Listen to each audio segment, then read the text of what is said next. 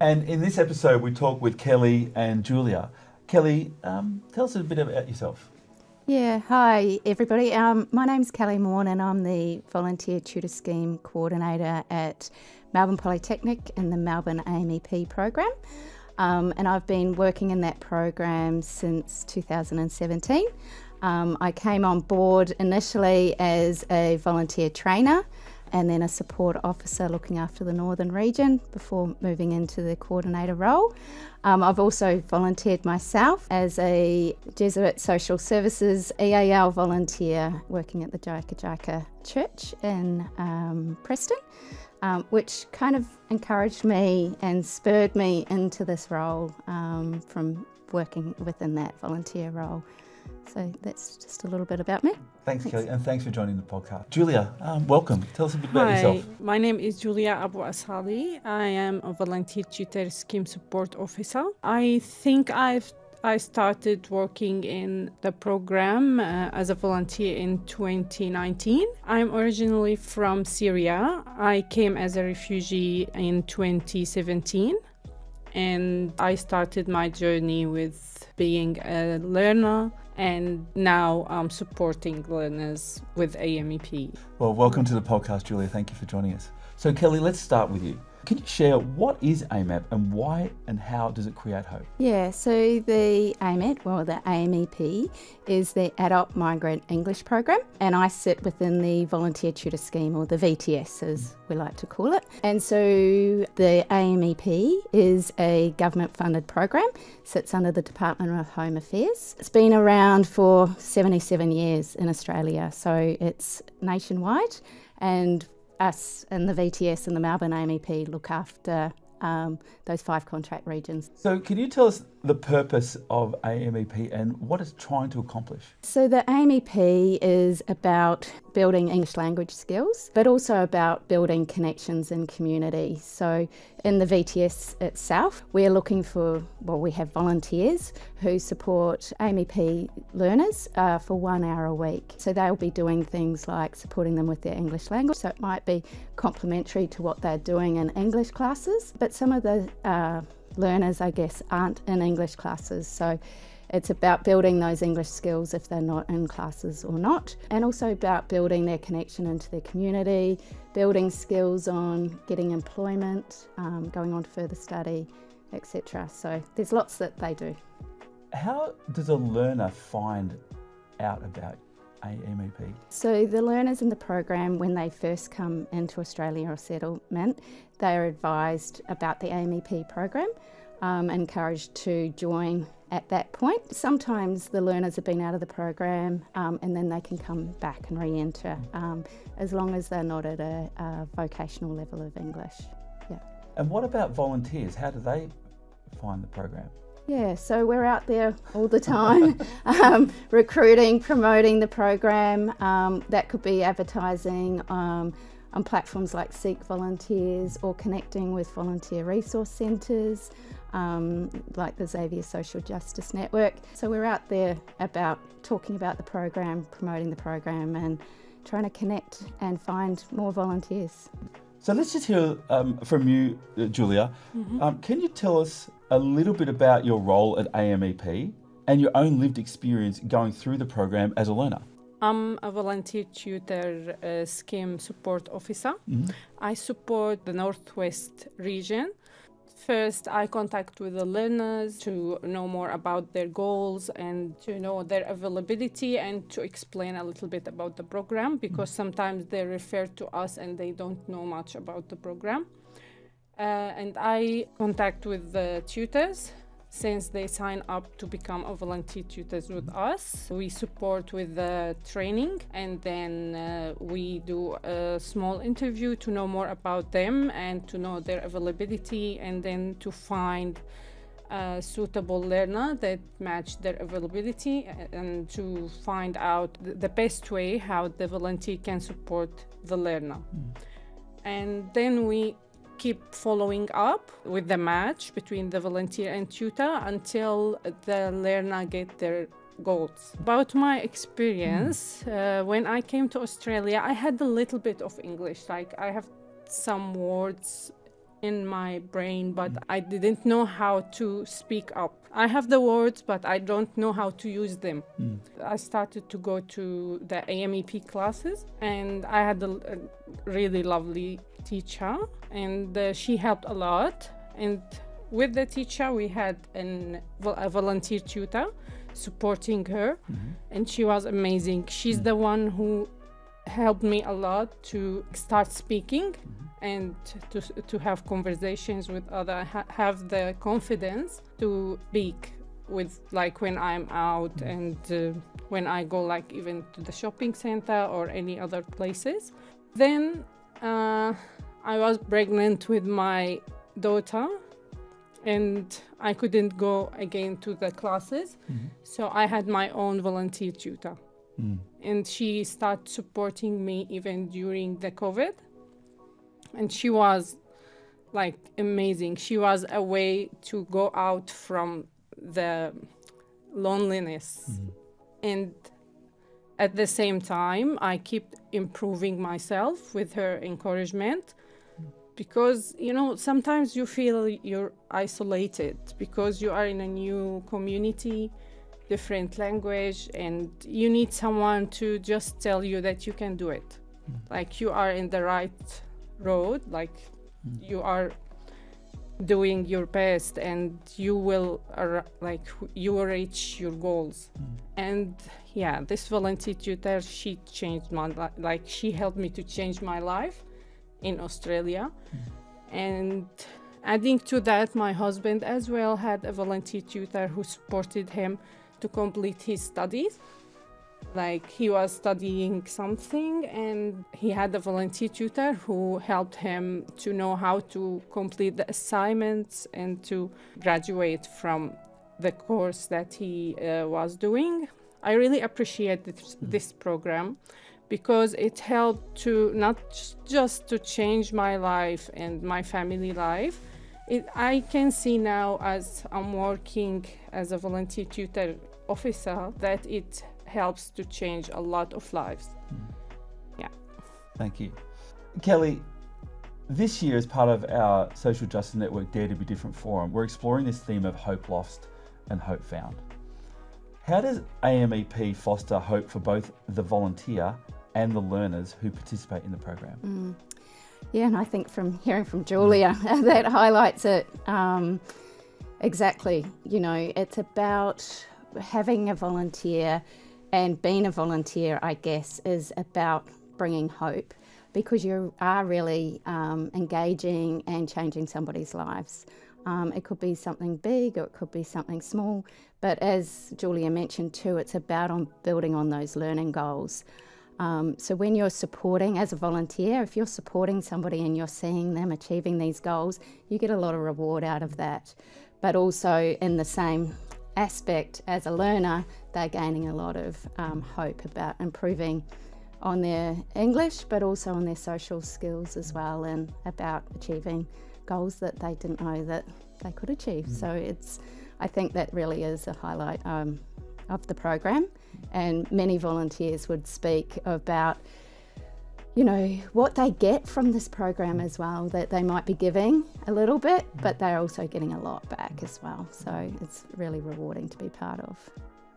So, Joulia, just for a moment, can you share the volunteer and the learner relationship?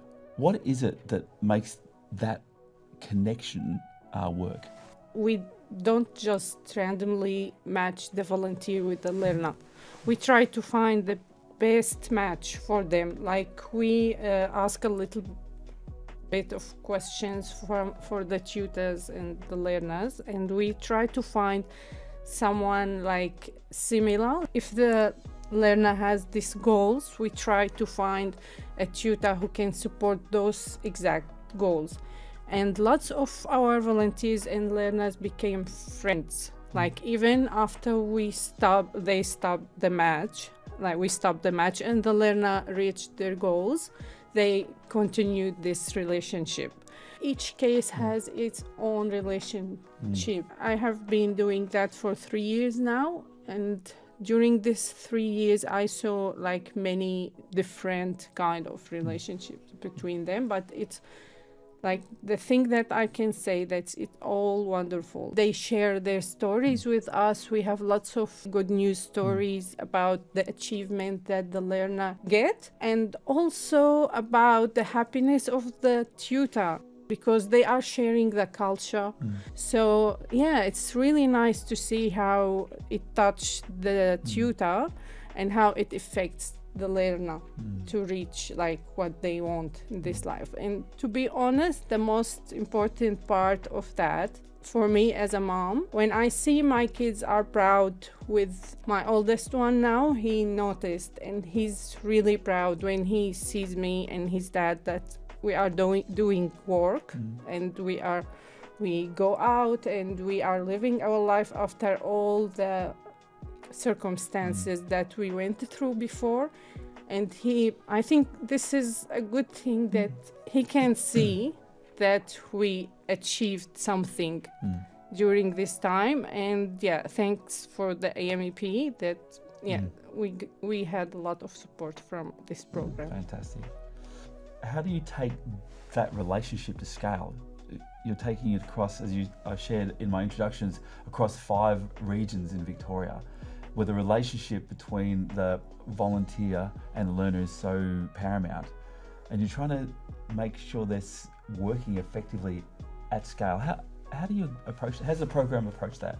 Yeah, so we offer ongoing, so there's initial training that all volunteers, when they come on board, do that initial training. That's online, self-paced, and they have a few eligibility checks that they have to go through, like a working with children's check and a police check. But we also provide ongoing training as well. So lots of professional developments. Every term we'll be offering professional development, so that supports them with some of the teaching strategies or finding resources about all of the other services that are available to students within the program. So there's that. So there's the training, there's the ongoing with the professional development workshops, but we also do regular check-ins with our volunteers and students. So that could be from short evaluation forms, feedback, giving a call, social catch-ups as well. So we do coffee catch-ups within the regions where we are present, that the volunteers can come. We've done some excursions as well, like to the Immigration Museum, picnics. There's lots on offer. Wow. So yeah, we're always having that ongoing support. They also know that they can reach out to us. So there's a regular contact. So I think, as a support network, we do really well at supporting our volunteers and students within the program. Joulia, if I was a potential volunteer that was feeling nervous or unsure about whether I could be an effective tutor, what's your advice to me to help me to make the choice to join the program or not? Anyone can support this program. Like, we can tell our volunteers that you don't need to have a big experience. You don't have to be even people who's still learning English. Like, we have some tutors who's level 3 English, they can support the level 1. It's not something very hard. It's just to give what you have. As you have a very good English, you can support someone who is trying to develop and to go to some sort of courses.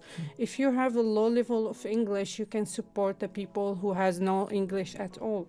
So it's just about your daily English.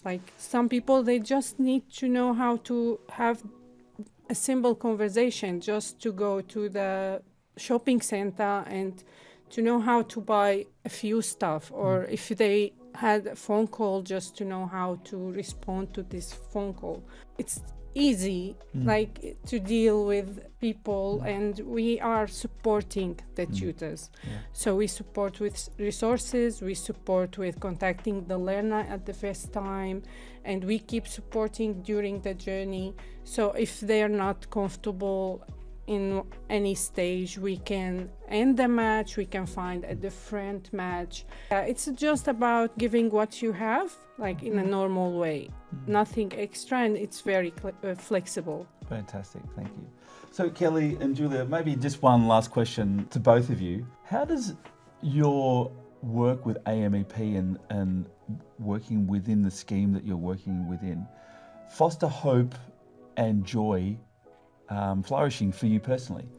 Well, I think personally it's given me lots of hope and joy.